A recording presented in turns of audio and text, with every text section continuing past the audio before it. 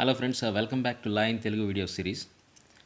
So ఈ వీడియోలో మనం భారతీయ సాక్ష్య అధినియంలోని సెక్షన్ 160 గురించి ఈ వీడియోలో మనం తెలుసుకోబోతున్నాం. సో ఈ సెక్షన్ దేని గురించి మాట్లాడుతుందంటే, former statements of a witness may be proved to corroborate later testimony as to the same fact. So ఒకే ఫ్యాక్ట్కి సంబంధించి ఎవరైనా సాక్షి రెండు స్టేట్మెంట్లు ఇచ్చాడు అనుకుందాం, ఒకటి ముందుగా ఇంకొకటి తరువాత, రైట్. సో ఈ తర్వాత ఇచ్చే స్టేట్మెంట్ ఏదైతుందో లేటర్ టెస్టిమనీ, తర్వాత ఇచ్చే సాక్ష్యం ఏంటో దాన్ని సమర్థించడానికి లేదా స్ట్రెంథెన్ చేయడానికి ఇతను ఫార్మర్ స్టేట్మెంట్ ఏదైతుందో ఆ విట్నెస్ ఇచ్చినటువంటి గతంలో ఇచ్చినటువంటి స్టేట్మెంట్స్ ఏవైతే ఉన్నాయో వాటిని మనం ప్రూవ్ చేయొచ్చు అనమాట. సో దాని గురించి మాట్లాడుతుంది ఈ సెక్షన్. మెయిన్ ప్రాబ్లం చూడండి. In order to corroborate the testimony of a witness, ఒక విట్నెస్ యొక్క సాక్ష్యాన్ని సపోర్ట్ చేయడానికి any former statement made by such witness relating to the same fact. అయితే ఇక్కడ ఒకటే గుర్తుపెట్టుకోండి, ఈ ఫార్మర్ స్టేట్మెంట్ కానీ లేటర్ టెస్టిమనీ ఆ లేటర్ స్టేట్మెంట్ కానీ ఒకే ఫ్యాక్ట్కి సంబంధించి ఉండాలన్నమాట. అయితే ఆ స్టేట్మెంట్ ఎప్పుడు ఇచ్చి ఉండాలి? ఆ ఫార్మర్ స్టేట్మెంట్ అంటే at or about the time when the fact took place. అయితే ఆ ఫ్యాక్ట్ జరిగినది కదా, ఆ జరిగిన సమయంలో, లేదంటే దానికి కాస్త అటు ఇటుగా, అంటే ఏంటంటే వెరీ క్లోజర్ అయి ఉండాలన్నమాట. At or about the time వెంటనే ఆ స్టేట్మెంట్ ఇచ్చి ఉండాలన్నమాట ఫార్మర్ స్టేట్మెంట్. లేదంటే before any authority legally competent to investigate the fact.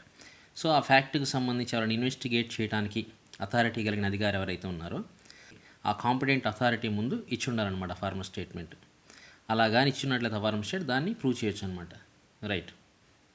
So మొత్తంగా ఈ సెక్షన్ ఏం చెప్తుందంటే, ఏదైనా ఒక లీగల్లీ కాంపిటెంట్ అథారిటీ ఎవరైతే ఉన్నారో అతని ముందు ఇచ్చిన స్టేట్మెంట్ ఫార్మర్ స్టేట్మెంట్ని కానీ, లేదంటే ఆ ఇన్సిడెంట్ జరిగినప్పుడు ఇచ్చినటువంటి స్టేట్మెంట్ ఫార్మర్ స్టేట్మెంట్ని కానీ, అతను తర్వాత అదే ఫ్యాక్ట్కి సంబంధించే లేటర్ స్టేట్మెంట్ తర్వాత ఇచ్చేటటువంటి సాక్ష్యాన్ని కానీ లేదా స్టేట్మెంట్ని కానీ కొరాబరేట్ చేయడానికి సపోర్ట్ చేయడానికి మనం ప్రూవ్ చేయొచ్చు దాన్ని.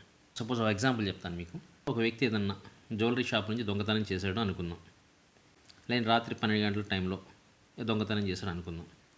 సో ఇప్పుడు ఎవరైతే కోర్టులో సాక్ష్యం ఇస్తూ ఉన్నారో దానికి సంబంధించి డిఫెన్స్ కౌన్సిల్ ఎవరైతే ఉన్నారో అతను అబద్ధం చెప్తున్నాడు, ఇది ఇట్స్ ఏ ఫ్యాబ్రికేటెడ్ వన్ అని చెప్పి అంటున్నారన్నమాట డిఫెన్స్ వాడు.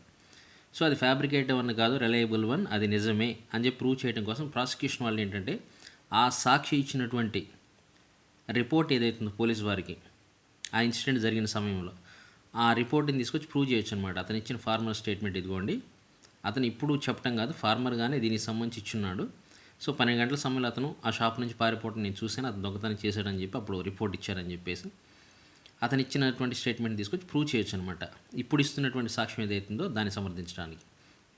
లేదంటే ఇన్వెస్టిగేషన్ చేస్తున్నప్పుడు ఆ రిపోర్టు ఇచ్చారు కదా, తర్వాత ఇన్వెస్టిగేషన్ చేస్తున్నప్పుడు ఏదైతే ఆ ఇన్వెస్టిగేటింగ్ ఆఫీసర్ ఎవరైతున్నారో వారి ముందు ఇచ్చినటువంటి స్టేట్మెంట్ ఏదైతుందో దానినైనా తీసుకొచ్చి, అంటే 161 స్టేట్మెంట్స్ అలాంటివి ఏవైతే ఉన్నాయో వాటినైనా తీసుకొచ్చి కోర్టులో ఇప్పుడు ఇస్తున్న సాక్ష్యాన్ని సమర్థించడానికి వాడుకోవచ్చు అనమాట.